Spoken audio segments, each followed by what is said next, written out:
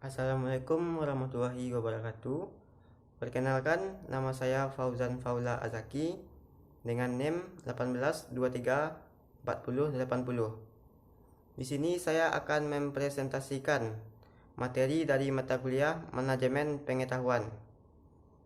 Baiklah, saya akan menjelaskan materi pertama, yaitu konsep informasi, data, pengetahuan, dan manajemen pengetahuan secara keseluruhan.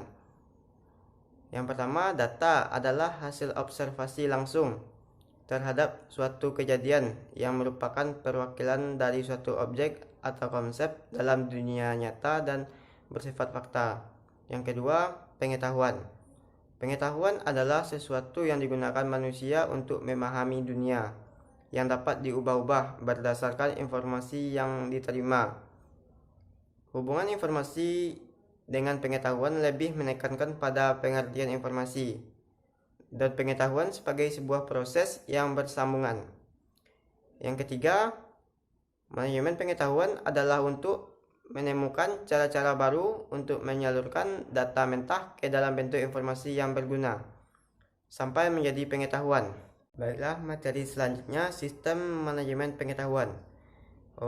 Yang pertama, gambaran lingkup kegiatan manajemen pengetahuan bagi pembelajaran organisasi, yaitu terbagi 4. Pertama, membangun ruang penyimpanan pengetahuan. Kedua, menyempurnakan akses ke pengetahuan. Ketiga, memperbaiki lingkungan pengetahuan. Dan yang keempat, mengelola pengetahuan sebagai kekayaan organisasi atau aset.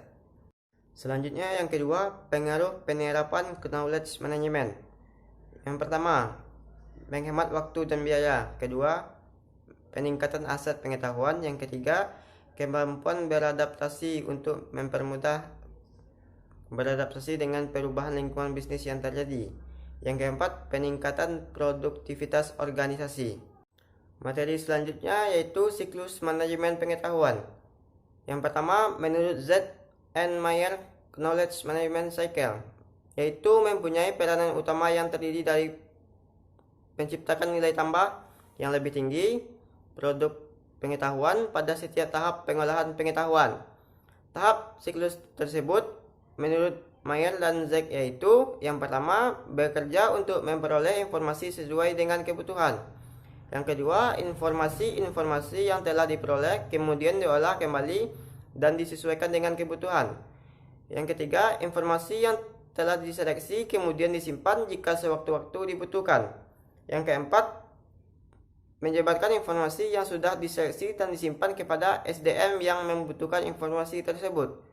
Yang kelima, sumber SDM yang telah menggunakan informasi dari penyebaran informasi pada tahap sebelumnya. Selanjutnya, model spiral pengetahuan, yaitu Nonaka dan Takeuchi. Yang pertama, Tacit ke Tacit, yaitu proses sosialisasi. Terbagi 3. Yang pertama, berbagi pengetahuan secara langsung. Kedua, pengetahuan tetap bersifat tacit. Yang ketiga, contohnya brainstorming. Yang kedua, tacit ke eksplisit, yaitu proses eksternalisasi. Yang pertama, memberikan bentuk yang terlihat dari pengetahuan tacit. Yang kedua, memerlukan perantara untuk mentransform pengetahuan. Yang ketiga, contohnya jurnalis. Selanjutnya, eksplisit ke eksplisit, yaitu proses kombinasi. Yang pertama, mengkombinasikan potongan-potongan pengetahuan eksplisit ke dalam bentuk baru. Yang kedua, pengetahuan yang ada diurutkan dan disistematiskan dalam sistem pengetahuan. Contohnya presentasi. Yang selanjutnya, eksplisit ke tacit, yaitu proses internalisasi. Yang pertama, learning by doing. Yang kedua, mengubah pengetahuan dan pengalaman yang dibagikan menjadi model mental individu sebagai basis dari pengetahuan tacitnya. Contohnya sistem database. Selanjutnya, penangkapan kodifikasi pengetahuan. Yang pertama, tacit knowledge management, yaitu proses penangkapan pengalaman dan kepakaran individual dan membuatnya tersedia bagi yang membutuhkannya, yang dilakukan oleh individual atau kelompok yang bekerja pada organisasi. Yang kedua, pengetahuan prosedural, yaitu fokus pada keyakinan yang terkait dengan urutan langkah-langkah atau tindakan untuk mendapatkan hasil yang diharapkan. yaitu melakukan hal-hal tertentu. Yang kedua, membuat keputusan. Yang ketiga, melakukan diagnosa. Yang keempat, memberikan saran.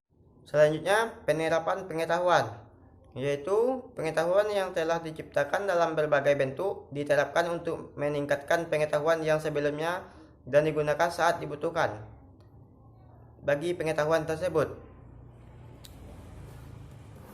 Selanjutnya, budaya organisasi. Budaya manajemen pengetahuan bertolak dari anggaran dasar, yaitu yang pertama, budaya dapat diprogramkan atau dimanajemeni. Yang kedua, nilai bisa berubah dan oleh karena itu budaya pun bisa berubah atau diubah. Selanjutnya, perangkat manajemen pengetahuan.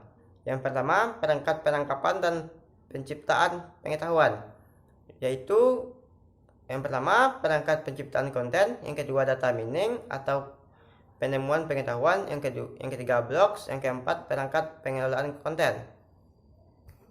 Selanjutnya, yang kedua, perangkat berbagi dan penyebaran pengetahuan.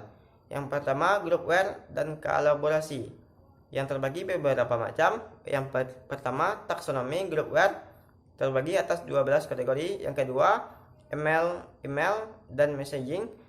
Yang ketiga, jadwal dan kalender kelompok. Yang keempat, sistem e-meeting. Yang kelima, konferensi real time dan non real time. Yang keenam, pengelolaan dokumen kelompok. Yang ketujuh, workflow. Yang kedelapan, layanan groupware. Yang kesembilan, aplikasi kolaborasi berbasis internet wikis. Yang selanjutnya, wikis. Yang ketiga, teknologi jaringan. Yang keempat, knowledge repository, yaitu tempat untuk menyimpan dan mengelola explicit knowledge. Yang keempat, teknologi adaptif, yaitu teknologi yang bersumber pada penelitian dan pengembangan teknologi. Yang kelima, intelijen, yaitu membantu dan mengelola manajemen. Yang keenam, information overload, yaitu informasi yang diterima berlebihan. Yang ketujuh, perangkat akuisisi atau learning. Selanjutnya, manajemen pengetahuan individu atau personal knowledge management dan implementasinya, yaitu pengertian manajemen pengetahuan atau perorangan. Knowledge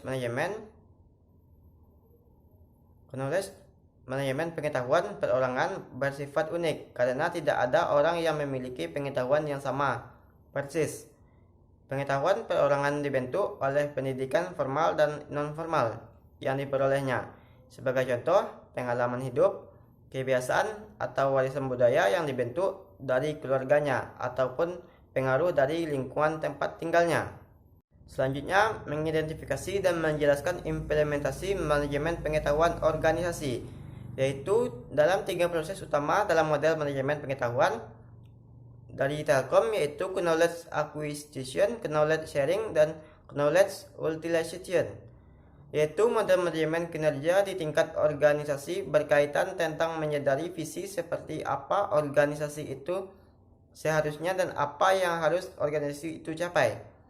Telkom juga menggunakan sistem manajemen pengetahuan yang berbasis informasi dan teknologi, yaitu Flexi Combo merupakan salah satu produk inovasi yang dihasilkan dari adanya implementasi manajemen pengetahuan. Selanjutnya, mengidentifikasi dan menganalisis strategi manajemen pengetahuan. Strategi dalam penerapan sistem knowledge management, yaitu yang pertama, strategi kodifikasi. Yang kedua, strategi personalisasi. Strategi kodifikasi yaitu bila pengetahuan diterjemahkan dalam bentuk eksplisit secara berhati-hati dan disimpan dalam basis data sehingga penggunaannya yang membutuhkan dapat mengakses pengetahuan tersebut. Yang kedua, strategi personalisasi. Pengetahuan tidak hanya eksplisit saja, melainkan juga pengetahuan yang terpikirkan atau tacit. Pengetahuan tacit amat sangat sulit diterjemahkan ke dalam bentuk eksplisit. Oleh sebab itu, pengetahuan dialihkan dari satu pihak ke pihak lain melalui hubungan personal yang intensif. Selanjutnya, sharing pengetahuan, yaitu berbagi pengetahuan adalah aktivitas saling bertukar atau berbagi pengetahuan di antara sekumpulan orang, teman, atau keluarga, komunitas, atau organisasi. Pengetahuan yang dibagikan dalam bentuk tertulis dan dipublikasikan secara online untuk dapat dinikmati setiap orang yang mampu mengaksesnya. Berbagi pengetahuan juga dapat terjadi secara sederhana, seperti dalam percakapan, rapat, pelatihan, atau dalam kelas. Selanjutnya, strategi dalam mengelola pengetahuan menurut Hansen, Nohria, dan Tierney. Yang pertama, peran perpustakaan. Terbagi 4. Yang pertama, akses pada informasi, yaitu untuk dapat menciptakan pengetahuan organisasi. Semua individu dalam suatu organisasi hendaknya dapat memiliki kemampuan untuk akses pada gagasan, informasi, dan pengalaman karyawan ataupun pihak lain selain dalam organisasi tersebut. Yang kedua, refleksi atas tindakan masa lalu, yaitu dilakukan dengan cara memberikan induksi berupa informasi dan pengalaman dari orang lain kepada pengguna sebagai referensi dalam proses menggugat dan mengkonstruksi perspektif keputusan dan pengalaman selama ini. Yang ketiga, kemampuan menyerap, yaitu kemampuan ini mengasimilasikan suatu pengetahuan baru yang bergantung pada kenyataan, seperti apakah suatu individu telah memiliki pengetahuan yang berkaitan dengan pengetahuan baru yang ia terima. Yang keempat, kemampuan belajar, yaitu memberikan suatu informasi terupdate pada para pengguna untuk meningkatkan kemampuan belajarnya.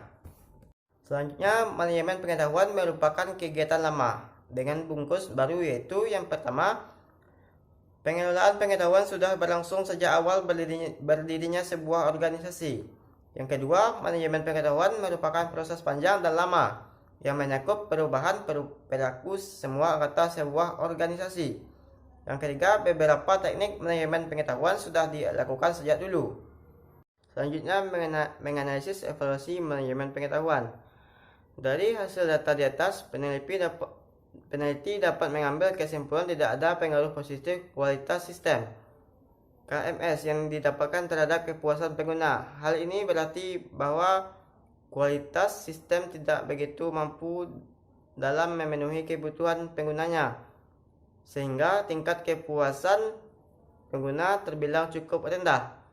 Pengaruh positifnya antara kualitas pengetahuan terhadap kepuasan pengguna. Selanjutnya, menjelaskan kasus implementasi sistem manajemen pengetahuan di berbagai bidang, khususnya di perpustakaan, yaitu untuk mengetahui tingkat implementasi manajemen pengetahuannya yang dilakukan pustakawan di perpustakaan. Contohnya seperti UIN Sunan Kalijaga, Yogyakarta. Maka jawaban dari responden akan diuraikan dalam bentuk tabel, lalu dihitung menggunakan rumus min dan grand min. Nilai grand min akan disajikan dalam bentuk tabel, yaitu dengan cara mengelompokkan masing-masing pernyataan ke dalam kelompok indikatornya. Selanjutnya, menjelaskan konsep karakter proses terbentuknya masyarakat informasi serta kaitannya dengan industri, yaitu konsep masyarakat informasi sebenarnya muncul pada tahun 1970-an dari para ilmuwan dengan sudut pandang dan definisi yang berbeda-beda. Dan menurut Daniel Bell, tahun 1973 menggunakan istilah post-industrial society untuk menyebut masyarakat informasi, yaitu pergantian produksi barang-barang kepada sistem pengetahuan dan inovasi pelayanan sebagai strategi dan sumber transformasi dari dalam masyarakat. Selanjutnya, masyarakat informasi terbentuk atas beberapa faktor yang berdampak terjadinya evolusi di masyarakat tersebut, serta mulainya kebutuhan informasi yang tinggi setelah sekian lama berada pada fase masyarakat industri. Faktor-faktor yang mendorong terbentuknya masyarakat informasi yaitu yang pertama, dinamika informasi dan komunikasi. Yang kedua, perkembangan teknologi komputer. Yang ketiga, perkembangan teknologi komunikasi, yaitu perkembangan teknologi komputer dan perkembangan teknologi informasi. Sekarang lebih dikenal dengan perkembangan ICT atau Information dan Communication Technology, sangat berkembang di negara industri. Dua teknologi ini yang mempercepat pergerakan informasi di masyarakat, yang kemudian menjadi ciri dari masyarakat maju seperti penggunaan TV, telepon, dan komputer. Sekian, terima kasih. Hanya itu yang dapat saya sampaikan. Apabila ada kata saya yang salah, mohon dimaafkan. Assalamualaikum warahmatullahi wabarakatuh.